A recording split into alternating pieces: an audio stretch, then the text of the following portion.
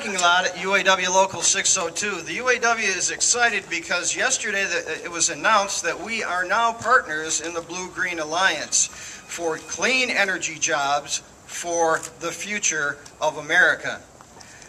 America's recovery is based on three words: jobs, jobs, and more jobs. And I'm convinced that the American worker can compete in a global scale and can build it better than anywhere else in the world. Now, it used to be in the American economy, we built it and the world bought it. Now the world builds it and we buy it. That has not worked out for our economy, it has not worked out for our middle class, and it has not worked out for America. So what we are doing here today is presenting a plan that we will have the workforce capable and skilled, and we will drive the political will to bring green jobs for the new economy and for the decades to follow, rebuild our middle class, and rebuild America. That's why we're here. We're here for jobs in America, and we will stay until we get those jobs back. Now I'd like to introduce Bob Brown from the U.S. Steelworkers. Thank you, Brian. Part of the steelworkers in the steel industry that I'm in, as Brian pointed out, my name is Bob Brown, and I've been in the steel industry for about 35 years. Currently a little over 22 years with my current employer at Hibbing Taconite, Local 2705. I'm a union safety chair, been the last 5 years full-time as far as dealing with safety issues with our mine.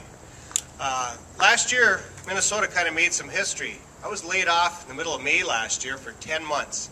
When our facility went down, it was the first time in 100 years Minnesota didn't put out any raw material. In 100 years. You don't think that had an effect on our economy up north? For the edge of the area that Hibbing Tac works in was the Hull Rust Mine. And the history in that area, they provided the iron ore that kept our country going during World War II by providing the steel for the building the ships and the tanks and etc. So in the supply chain, the importance of these clean energy jobs that affects the area and where I come from is very critical. We produce, like I said, the raw material that we mine that gets formed into a taconite or an iron pellet and gets shipped to the steel mills, part of that chain. I know initially environment and mining, a lot of the people think, oh boy, here we go, they're trying to take our jobs away. But we've had to change. We need to protect our Mother Earth for our children following us. And we've done that over the years by not throwing the grease away and just burying things and that. So we have these mine land reclamation programs to restore the land.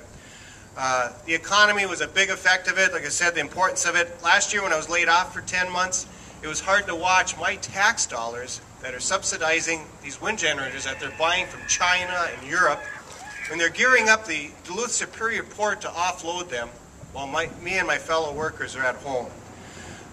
Earlier this year, I participated in Earth Day, also with the importance of these clean energy jobs. I think all of us need to become lobbyists and to continue from here with the message that we've been going around with this bus and trying to educate everybody in the area. Now what do we do? Where do we go from here? I'd like just the importance of you to make sure you stay actively engaged in contacting your legislators. This important law bill that we're trying to get passed. Next, I'd like to introduce Mark. I'll let him introduce himself. He's been on this bus from the start. I just joined this group on Sunday. So with that, thanks for your time. I'd like to introduce Mark. Good morning. First of all, I'd like to thank you guys for allowing us into your city and welcome the UAW onto the Alliance. I think that's a fantastic thing. My name is Mark Holland. I'm from Local 1915 out of Fremont, Ohio. I do a job also for the union, for the steelworkers. I'm a congressional coordinator, so I get to go to Washington, D.C. and work with these congressmen and senators quite a bit. The bus states that the job is not done. That's why we're here. That's why we're doing this bus trip. The job is not done for number one for these senators.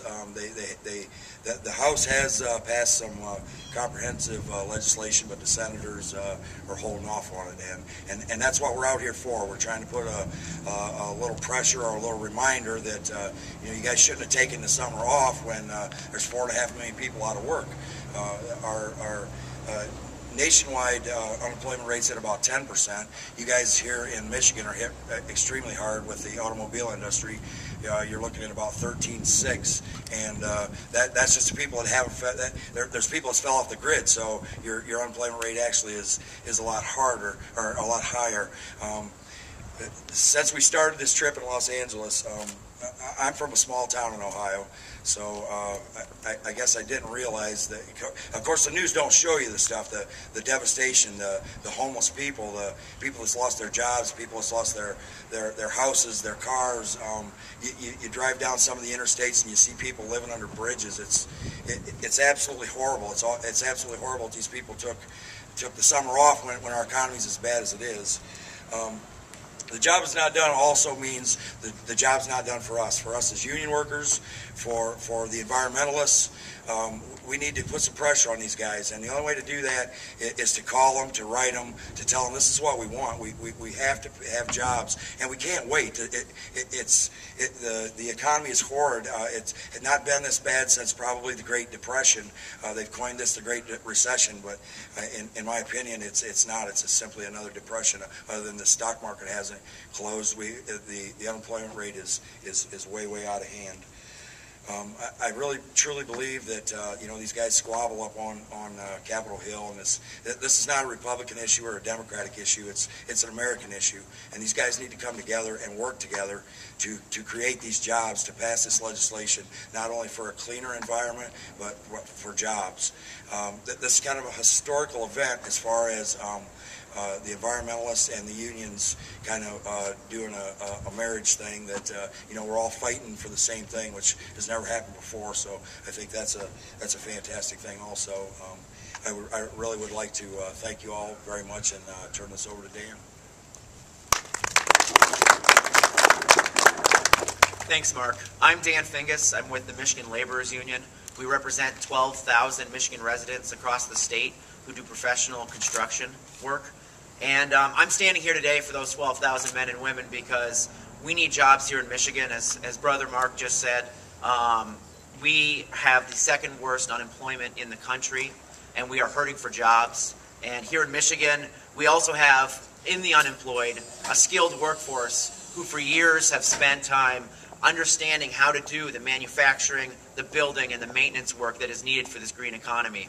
And we did it with the auto industry, and we did it with a lot of other industries that are now gone, but it's the same skills and the same work that we can still do, which is why my union and this group are urging Senators Stabenow and Levin not to just be supporters of this clean energy legislation, but to be advocates and leaders for pushing this legislation, for getting off vacation as soon as possible and actually starting to work on this legislation, and making sure that we can bring these good-paying jobs, we can bring the 1.9 million jobs that this country needs here, and making sure that these jobs are happening in the United States and in Michigan.